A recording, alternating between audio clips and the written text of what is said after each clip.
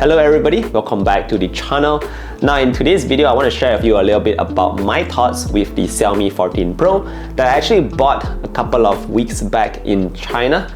Yeah, I know the phone has been in my hands for a couple of weeks now, but I've actually honestly only been testing it out for a couple of days. Reason being was because I was quite ill the past 1 week, and it's actually been about 8 days, more than a week, since I've uploaded a video on my YouTube channel. So yep, today's video is going to be sort of like a first impressions, what you can expect when the Xiaomi 14 series lands in the global markets.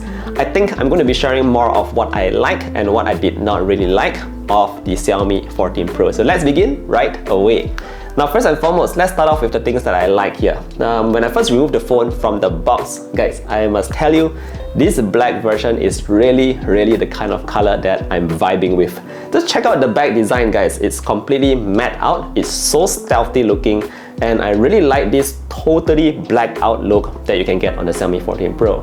Now I know that the camera module is unnecessarily larger than before. In fact, it's sitting on the top left corner and it really causes a wobble when you put the phone on the desk, but the entire blacked out look just really worked very well for me. So I'm still going to give it a thumbs up in that department. Now the second thing that I really like about this device here, guys, and it's actually about the display. Now we're not going to talk about the sharpness of the display, the resolution, the LTPO AMOLED and all that, but actually Xiaomi did something really cool with the display. Now if you just take a very close look at how it curves on the sides, guys, it's so clever. So basically you usually have your bezels around the entire frame of the display, but Xiaomi has made it very curved on the sides here, so you have sort of like a floating effect with your display. The display looks like it's sitting slightly above, and I think that's pretty cool. The slightly curved sides here also makes it very easy to navigate the phone itself because it's just so smooth and it doesn't really cause any sort of like unnecessary, accidental touches on the side. So that is also great there. Obviously the display is fantastic, but I just wanted to highlight, the amount of craftsmanship that's went into the display shaping and all that. Pretty cool stuff there. It's also worth mentioning that this display here, I'm not sure what the official name is, Longjing or something like that, but it's supposed to be super durable. So I did not, drop my phone on the ground just to test out if it is crack proof, but you can expect the display here to be more durable than before. Alright, the third thing that I really like here about this device is actually all about that Xiaomi HyperOS. Now, I'm not going to go into detail about what HyperOS is all about because I think at this point it is not really made for the global market. I would say that HyperOS is more made for the China market because it incorporates a lot of AIoT stuff. It's going to include their new future cars, so it's basically creating an entire ecosystem of Xiaomi products that you can all control within one single device. So obviously in the global markets that's not really happening yet, but check out what they did to the lock screen, guys. So what I'm going to do here is I'm going to start a very quick screen recording so you can actually see what I'm seeing on my phone. And just look at this. So if you just go into your lock screen, check this out. You can actually long press the lock screen to actually go and choose a lot of different designs that can be customized. So if you just scroll down, you have the classic lock screen. If you go down further, you have your rhombus, and this is giving you that super huge clock at the front with that nothing look. So let's talk about that later. And last but not least, you also have your magazine, which obviously if you're going to put your face or your family member's face on it, you can get some pretty cool effects that I think again just changes the way the entire Xiaomi devices look in a positive way. Alright, so let's take a look at what customizations you can do here, guys. So let's say for example you choose the one of the rhombus ones. So you go into that, you can actually go and choose your filter, and then you can actually choose whether you want to have that nothing phone look.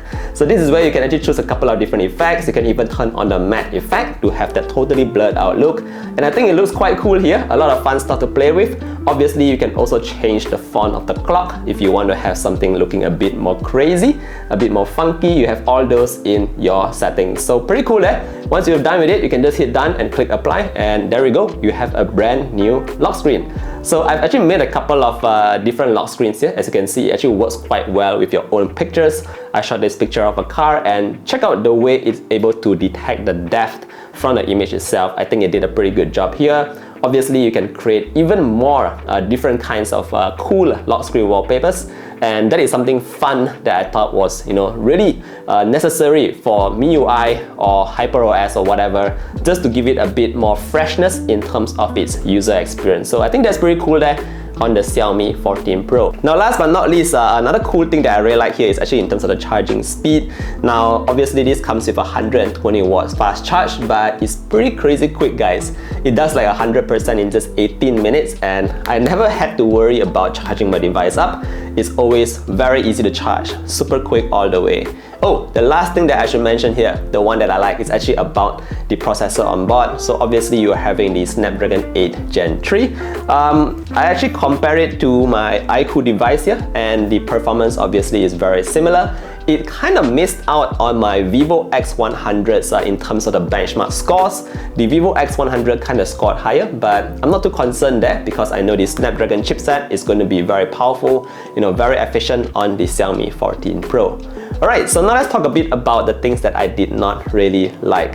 Alright, and that actually blends me to the camera section, guys. So this time round, what we have at the back here is actually a triple camera setup. They're all 50 megapixel units, but what's changed here, I would say, is actually in the main sensor. We no longer get a 1-inch sensor, which I personally, as a photographer, do kind of feel missing when I try to take a couple of photos. Other than that, in terms of the Leica tuning, I'm not sure if it's just my eyes. I noticed that the Leica tuning was dialed down a little bit compared to before. Previously on the Xiaomi 13 series, on the 13T, which I did mention in my previous review video that I like very much because it just gives that very unique look. Well, that is slightly dialed down here on the Xiaomi 14 Pro, and I'm not sure why. Maybe based on their survey, they find that people did not really like that effect, but me personally, I really like the vignette and all that, the kind of color tuning, the less of the sharpening and all that. So I found that the cameras here, the pictures coming out from the camera, wasn't something that I really loved and dig. So yeah, I'm going to show you guys a couple of sample photos, obviously. Let me know what you guys think. To me, it just looked like any other flagship phone because it lacked that feel, but that's just what I think, and perhaps maybe in the global version, we'll get something different. Now, another thing that I did not really fancy about this device here is actually also in terms of that huge camera cutout. Now, I don't mind it being big and all that, but sometimes when I'm playing games, the way my hand rests is like this, so it's directly on the lens itself, and it's kind of annoying because not only do your hands always get in the way of the camera, but it also kind of smudges up the camera lenses, so you always have to wipe your lens when you want to take a new photo. If you rotate the phone the other way, yep, no secret there, obviously your right hand will then be also hitting the camera lens, so no matter how, your hand will still be covering the camera lens, and I found that a little bit annoying, but not really a deal breaker. Anyways, that is just my quick look at the Xiaomi 14 Pro. Obviously, like I said, honest thoughts here. I've just been using this phone for a couple of days. I'll try to use it a bit more and share more updates with you guys. If you have anything that you want me to test out, feel free to leave it down in the comment below. Thank you again for continuing to support the channel and watching till the end. Don't forget to drop a like and sub to the channel. Look forward to seeing you guys in the next one. Take care and stay safe. Bye bye.